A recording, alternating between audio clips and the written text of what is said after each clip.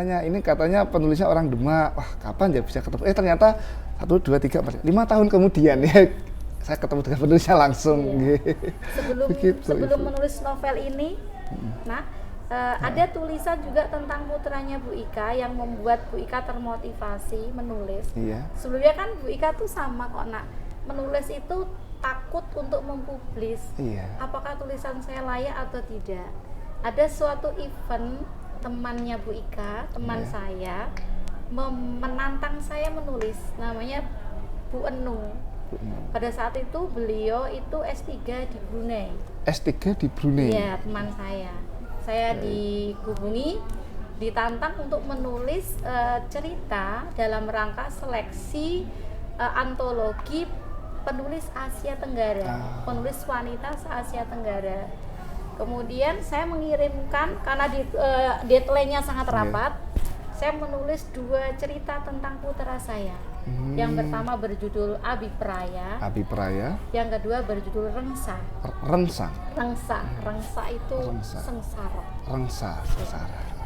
Kemudian saya kirimkan, ternyata masuk. Lah itu karya pertama yang masuk dalam publikasi tingkat internasional itu, Asian Women Writers. ASEAN Women Writers Association AWA. Nah di situ saya mulai membuka mata, ternyata tulisan saya layak dibaca ya. Nah, gitu. Memang bagus kok. Dibaca ya.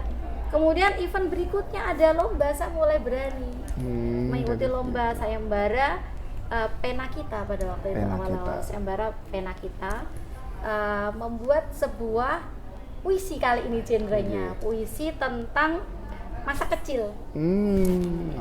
Pada saat itu saya menulis tentang lelaki laut. Iya. Dan masuk di situ. Lelaki laut itu tentang anak nelayan.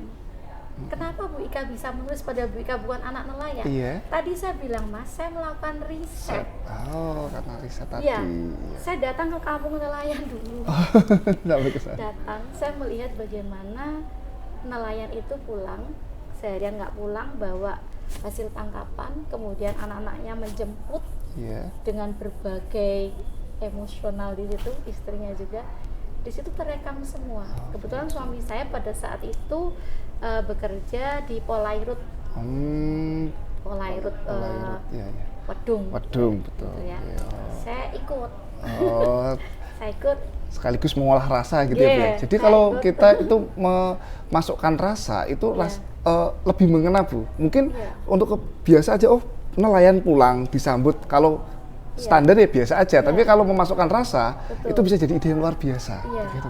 Kemudian membaca apa saja atribut-atribut yang melekat pada nelayan, sehingga karya yang kita tulis itu tidak kosong, ada isinya karena akurat dari proses riset secara observatori tadi saya datang dan dari studi pustaka. Baik. Terima kasih. Rifa bisa kesini sebentar untuk menerima rewardnya. Bisa yang saya udah ya, monggo sakit. Ini ada reward ya bagian penanya. Bermanfaat. Tepuk tangan dong. Ada pertanyaan lain? Boleh, Sylvia berdiri. Pertanyaannya apa? Assalamualaikum warahmatullahi wabarakatuh. Waalaikumsalam warahmatullahi wabarakatuh. Perkenalkan, saya Sylvia Triwahyudi dari kelas 10-12. Izin bertanya untuk Bu Ika, selama Bu Ika menjadi seorang penulis, apakah pernah menghadapi suatu tantangan yang mungkin membuat Bu Ika merasa untuk berhenti di tengah jalan, seperti mungkin kritikan dari para pembaca, atau mungkin ada suatu pengalaman yang membuat Bu Ika merasa, saya menulis itu harus berhenti, tulisan saya itu mungkin tidak pantas untuk dimuat atau bagaimana, tetapi dalam suatu ketika itu juga Bu Ika mendapatkan suatu momen yang membuat Bu Ika kembali bersemangat. Kemudian ada satu lagi Bu pertanyaan, seberapa besar gaya bahasa yang dicurahkan Bu Ika di dalam tulisan Bu Ika itu bisa mempengaruhi para pembaca, mempengaruhi rasa para pembaca? Baik, terima kasih Sylvia pertanyaannya. Luar biasa. Luar biasa pertanyaannya. Yang pertama, adakah momentum saya pernah berkeinginan untuk berhenti? Kalau keinginan berhenti tidak, tapi stuck karena kesibukan tadi. Oh iya. Biasanya itulah yang membuat kendala dalam memproduksi sebuah karya. Karena otomatis karena saya ada seorang ASN, pekerjaan utama saya adalah mengajar dengan segenap atribut yang melekat di dalam ASN tadi, sehingga manajemen waktu yang membuat saya kadang-kadang terkendala untuk menulis anakku. Itu hanya itu saja. Tapi keinginan untuk berhenti selamanya itu tidak pernah ada, karena bagi Bu Ika apapun yang saya lihat itu adalah bahan mentah yang tiba-tiba saja terinspirasi melihat sepiring bakwan. Kalau saya mau sepiring bakwan itu akan menjadi sebuah karya. Puisi juga bisa ya? Sepiring bakwan. Oke. Iya, saya pernah kemarin saya puasa kan, Mas, ceritanya. Melihat bakwan saya lapar. Kemudian saya menulislah karena kelaparan tadi. Karena kelaparan jadi bisa menulis, Bu. Kemudian saya bacakan ya Mas, satu bait dari, biasanya kalau saya menulis seperti ini saya screenshot untuk kenang-kenangan sepanjang masa, walaupun nantinya tidak di-upload atau tidak diposting ke media-media, tetapi setidaknya menjadi semangat untuk menulis. Nah, ini dia. Sabar, kau bisa menggauliku saat senja temaram, atau saat toa menyerukan tanda lengkingan. Silahkan sepotong saja, nikmati kenyalku dengan beberapa persyaratan. Tak ada sambal yang mengusik romansa dengan lenguh lambungmu yang kesakitan. Tak ada yang kedua, melainkan sepotong saja, agar kencan indah kita tak berakhir dengan aduhan manja karena asam urat dan kolesterolmu yang meronta. Wah, oke, biasa. Jadi Bu Ika lapar kan? Karena puasa, ada bakwan. Dari bakwan. Hasrat saya ingin makan itu bakwan tapi nggak bisa. Oh, tunggu saja Kak, tunggu nanti ya kalau azan. Tapi ingat ya Kak, kamu punya kolesterol. Kemudian terjadilah tulisan itu. Jadi kalau kita berhenti tidak, tetapi tadi stuck dulu karena ada kesibukan. Cuman setiap waktu yang namanya menulis itu akan mengalir dan mengalir. Terus. Baik. Okay. Terus yang pertanyaan kedua tadi? Tentang apa tadi Sylvia? Yang kedua? Jadi seberapa jauh gaya bahasa atau gaya penulisan dari Bu Ika yang dicurahkan ke dalam tulisan Bu Ika itu mempengaruhi para pembaca? Ya, nah, kalau seberapa jauh Ibu kurang tahu, tapi kalau mempengaruhi iya. Seperti yang saya bilang tadi Mas, sebelum tulisan saya publish, biasanya saya meminta pembaca pertama saya untuk membaca dulu. Lah, tolok ukur dia sudah kena di dalam cerita saya adalah saya akan melirik dia menangis atau tidak. Kalau dia menangis maka ada ruh di dalam tulisan saya. Ada ruh di dalam tulisan. Selama dia tidak ada reaksi maka tidak ada ruh. Saya bilang begitu. Jadi kebanyakan kan tulisan saya adalah menyoal anak karena terinspirasi dari anak perempuan, gitu kan. Nah, ketika membaca itu saya melirik pembaca pertama saya, kalau sampai dia menangis, reaksinya entah berlinang, sesenggukan, atau bahkan ada yang sampai tersengal-sengat. Oh ya sudah, berarti sudah ada ruh dalam tulisan saya, maka layak untuk dipublikasikan. Sehingga saya melihat kontak emosi dari situ. Nah, seberapa jauh Bu Ika tidak tahu, tetapi apakah berpengaruh? Berpengaruh dari saya melihat pembaca pertama saya. Baik.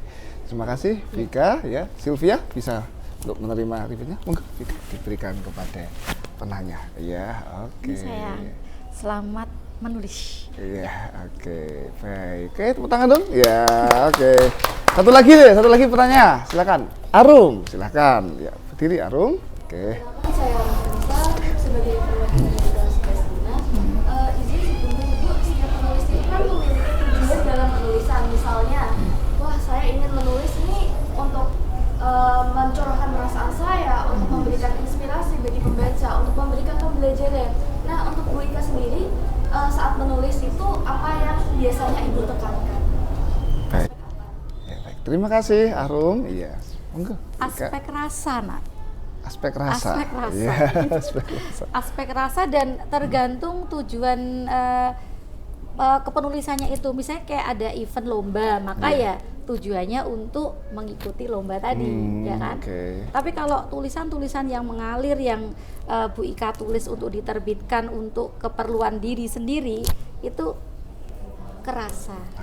Ya tujuannya adalah untuk tadi supaya rasa yang ada di dalam dada, di apa yang ada di kepala itu tercurahkan di dalam tulisan kita. Jadi kalau menurut Bu Ika tuh tulisan tuh media curhat yang paling aman. Oh ya, media curhat ya kan? paling Kadang-kadang aman. kita curhat sama orang kan nggak aman ya. Oh iya, kadang dinding juga punya telinga, Bu. Iya. Dinding punya Kalau kita curhat melalui tulisan itu aman. Amannya apa? Karena curhatan kita udah terbungkus dengan diksi-diksi dan sarana retorika yang kadang-kadang orang tidak dapat yang tahu hanya gitu. Iya, betul. Baik, jadi menggunakan aspek rasa, Arum ya. Baik. Oke. Arum bisa maju ke sini untuk menerima ribetnya. Ya, oke. Ini dari perpustakaan. Barkop untuk anak agar tahu. Selamat menulis, selamat berkarya. Iya, iya sayang. Oke, tepuk tangan dong. Iya, oke. Baik, Bu Ika, tidak terasa kita ada di penghujung ngobrol ini. Bu Ika, adakah pesan yang ingin disampaikan pada audiens ngopi? Semua Bu Ika? Iya. Baik, pesan yang dapat Ibu sampaikan untuk audiens ngopi dan semua pelajar ya yang saat ini sedang berproses, banyaklah membaca. Kemudian jangan ragu untuk menulis. Jangan takut untuk menulis, membaca dan menulis. Karena dengan membaca dan menulis kalian dapat menyuarakan isi hati, gagasan, apapun itu dan dapat mendunia dengan tulisan-tulisan yang kita karyakan. Begitu saja. Oke, quotes yang luar biasa. Terima kasih Bu Ika. Baik. Bu Ika, lain kali jangan pernah kapok gitu kalau dari perpustakaan juga kita bisa sharing-sharing lagi mengenai dunia sastra, tulis menulis dan sebagainya. Nggih, ngoten nggih Bu Ika. Baik, oke, pemirsa ngopi. Tadi ngobrol seru kita tentang dunia tulis menulis ya. Menulis adalah seni kehidupan. Melalui tulisan, eksistensi manusia tidak akan lekang oleh zaman. Saya Baik Aditya, sampai jumpa pada Ngopi edisi berikutnya. Terima kasih. Ngopi, ngobrol pintar literasi. Wassalamualaikum warahmatullahi wabarakatuh.